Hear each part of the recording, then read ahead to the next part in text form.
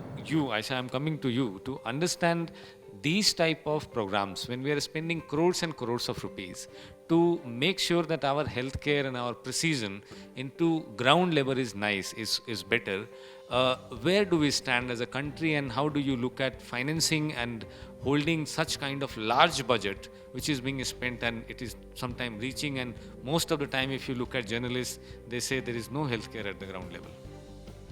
Thank you so much. I have to say that we are lucky you are asking this question post pandemic because my answer will be a little more positive.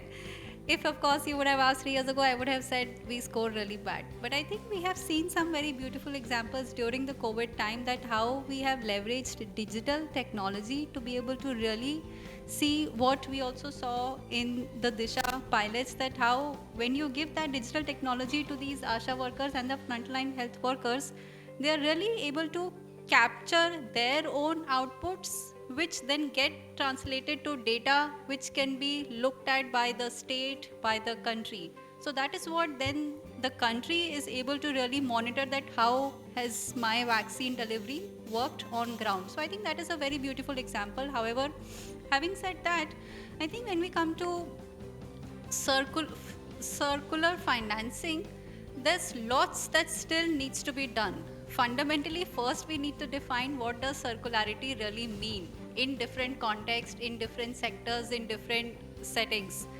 Those definitions are still not in place, and I think one beautiful example is European Union, where EU has really put forward definitions of what circularity means.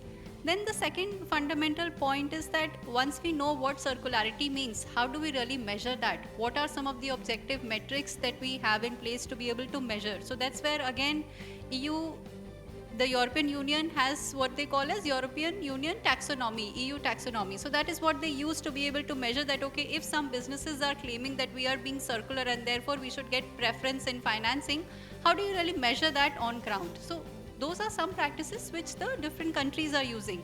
And then third is, of course, to be able to really explore different financing models. Now, again, the financing models have to be specific to what stage of development you are. If you are still at a proof of concept stage, you may want to look at private equity models like the US is doing.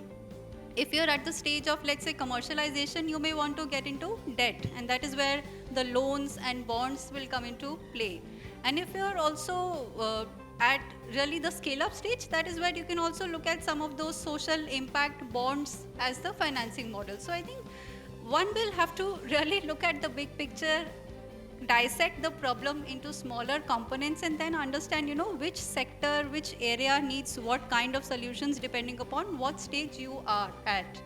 And I think the fourth most important point is that once we do all of this, still to be able to really drive change on ground, what we need is behavior change. And for that, fundamentally, again, governments have to typically use a carrot and stick approach, and that is what Netherlands does. They really get this carrot and stick approach. If you're not adhering to the guidelines they put forward, then you have to pay additional taxes and you have to bear additional cost.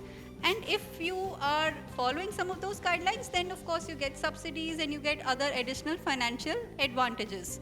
So I think to be able to drive that fundamental behavior change, again, it has to be a mix of both top down and bottom up. And I think coming back to how India is doing, there is a lot of conversation, there is a lot of movement going on, and I personally feel that such pilots are able to really demonstrate high quality data, which will then allow the state governments and the central government to really implement it, not just in one or two areas, but all across the country. So I think that is the beauty of these pilots, and the good part is that the government is very open these days to really look at these pilot data and to use the Ayushman Bharat Digital Health Mission and other such infrastructural innovations that have come out in the government from in the last 5-6 years to be able to really scale up these pilots and demonstrate results at a larger scale. And I think interest of time, I'll pause here and maybe give it back to you. Thanks.